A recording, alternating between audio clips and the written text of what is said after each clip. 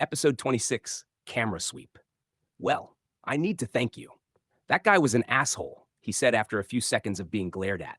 Ray nodded, then turned and gestured at Denny, I think to corral me back toward the RV. CV, the dead guy has been here a long time. Not some stand-in they threw in at the last minute, Ray said, walking, not looking at me. His name was Marty, and they could have waved money under his nose that night, then bugged the entire place after he left. Hell, he may have been one of their stars. Got boring, and they killed him off, hoping to rope me on set, I replied. Denny looked over to Ray with WTF written all over his face. But by now, he was able to identify Ray's don't say anything look. We walked back up. Ivan, Dave, and John were looking through the fence as Jackson was talking to the grandma next door. It was clear we weren't going to have a fight today. I looked over the property more closely as we approached, looking for little lenses. I didn't see any, but I began to take note of the wall as it spanned behind the RV. The RV appeared to be right up against the side of a school bus, their doors side by side. There were several school buses along the row, with tires piled up on the hoods to fill in the gaps. I couldn't see under. The windows were all painted black. If I wanted to see into the base, I'd need to get on the roof. Margie says he would play loud 80s music all hours. She asked him not to, and he called her the C word. But she considered herself lucky because he'd punched others for complaining, Jackson said, coming back to the group. It took me a second to remember Margie was the neighbor. He was using her name like they were old friends. I looked over at her. She was sweeping in a passive way that told me he was much more affectionate toward her than she was him. I assured her that you wouldn't be like that, Jackson continued. How the hell do you know that? I replied, my sarcasm returning, if only for that moment. No, please don't do that to my Margie. She's been through enough, he replied quickly, with feigned tenderness. He turned back to make a heart with his hands at her. She side-eyed him and turned away with a sweep of her broom. I laughed hard. Ray smirked, but seemed to be waiting for us to finish talking. Dave came over. Looks like you're moving on up, he said, hitting my shoulder a little hard. Oh, God. They think I'll live here. They expect me to move in and leave them. My heart sank, looking at the RV. Part of me did hope it wouldn't be covered in cameras and that I could live here. But all that went away when I realized I'd have to leave them behind. It's a little far to walk for meals every day, I said. I don't know. Stop it, Ray said. Things will be different for a while. Then you'll find your new normal. This is a blessing. What if I don't want a new normal? I replied. Life is a series of new normals. Get used to it, he said back, looking up at the fence. I hated that reply. The key? The key? Ray asked. Digging it out of my pocket, I walked up to the gate, inserted the larger of the two keys, and it clicked open. I moved the lock aside and swung the gate open. Everyone gathered in and stepped through. I want everyone to spread out. We need to search this thing top to bottom for cameras, Ray yelled over the guys murmuring. They all turned and looked at him like he was crazy. Every inch. If there is a camera, I want it out of here.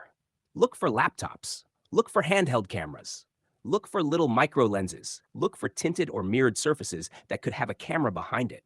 Find them and destroy them, he said. Look for stuffed animals too. There were still some cocked heads, but as he started to look closely at a box in the corner, others did as well. I moved toward the skirting on the RV and tried to peel it back to look under. I was honestly curious if I could look under the bus, but found the skirting was tacked down tight and not moving. So I started assessing all the bumps and holes and different textures along the exterior of the RV. A patch of grass and weeds grew just near the awning, uncommon in the desert. I ran my fingers over them. I searched the wheels and a patch of holes that looked like bullet holes, birdshot. Nothing. I even looked at the front grille and into the lights. The mirrors could have a camera behind them, I thought. I found a dirty t-shirt and tied it around one, not wanting to break a good mirror. I began to feel better. No one seemed to be finding anything. If there were cameras, we'd find at least one. Everyone was now gathering toward the middle of the yard, standing around talking. Ray looked at me and nodded, a look that asked, "Are you ready?" I looked at Denny, then at the door, and approached it. There was a little wooden staircase with a railing. With my gun at the ready, my heart pounding, I tested the door latch, and it popped right open. I stepped back and let the door swing out. The guys gathered behind me as I reached to open the still latched screen door. "Why the hell are you kids letting the girl go first?" Dave yelled out at everyone. I jumped, then looked back and smiled. "I think it's okay. It's empty." The faint smell of BO, dust, and alcohol came out. It reeked of him, and my stomach turned, but there was no trace of anything else human to cross my senses. It was perfectly quiet. Ray and Denny pushed ahead of me. It was dark inside. I looked to the left. There were switches on the wall.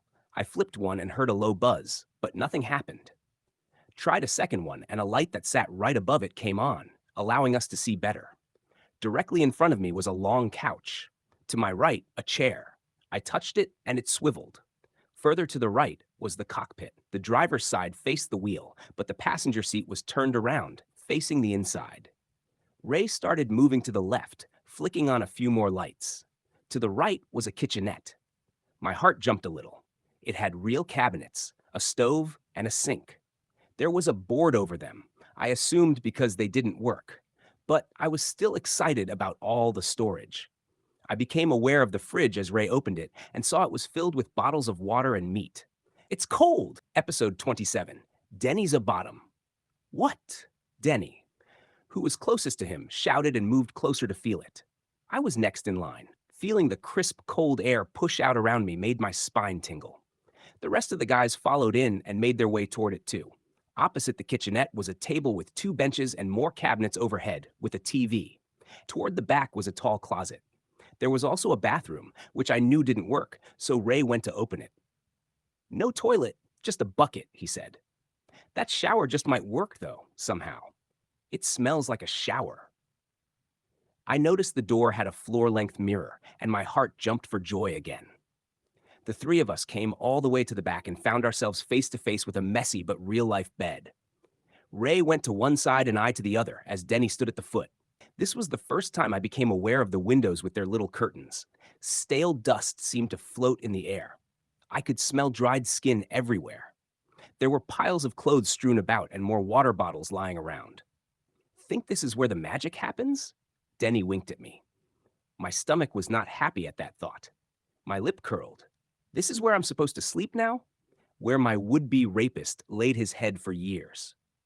If I do stay here, I will have to decide every night as I lay down that I do so in righteous indignation and triumph, which was a hard thought because part of me felt like I lucked my way into still being alive. I looked back at Denny, disgusted. "You know the drill, guys," Ray yelled as he moved behind Denny to exit.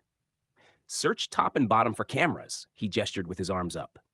Denny leaned in toward me, putting both hands on the bed, to ask quietly, "What's with the cameras?" with a tone that suggested he thinks Ray is the one with the problem. I stared at him, unsure what to say. But in that very same moment, the RV shook, and loud thuds made their way toward us.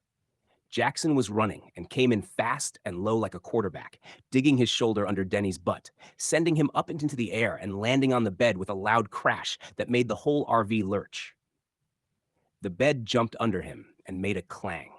There had to be more storage underneath. It sounded hollow. Denny rolled over and looked up at Jackson, dumbfounded, and I began laughing so hard tears rolled down my eyes. From the front, I heard Dave yell, "Can you hold the gay shit until after we're gone?" Jackson, now standing at the foot of the bed, nodded with enthusiasm and an intense stare, pretending to thrust his hips in the air toward Denny. "I wonder if Margie will be offended by loud man-on-man action," he said, looking at me with a giant smile. Denny spread his knees, licking his lips, gesturing at Jackson to get on top. I tried not to look, in part because his fake aroused face was actually really hot. His mouth was hanging open just a bit. I put my hand over my eyes and squeezed out of the room as Jackson was twisting his tongue around, positioning to climb on. As I left the room, I pulled the accordion door shut. The RV shook again as they both pretended to moan like women. Ray was laughing quietly. He had his face pressed into the kitchen area, looking at all the nooks and crannies for cameras. Dave was digging in the cushions of the couch, and John had assessed the whole front area and was now trying to figure out the bunk bed that sat overhead. It was filled with items, but he still seemed determined to figure it out. "Denny, "You're so big," Jackson yelled in a female voice. "But I'm a virgin," Denny replied in another woman's voice. Ray closed his eyes and buckled against the counter in quiet laughter. He wasn't making a sound, but he was absolutely losing it.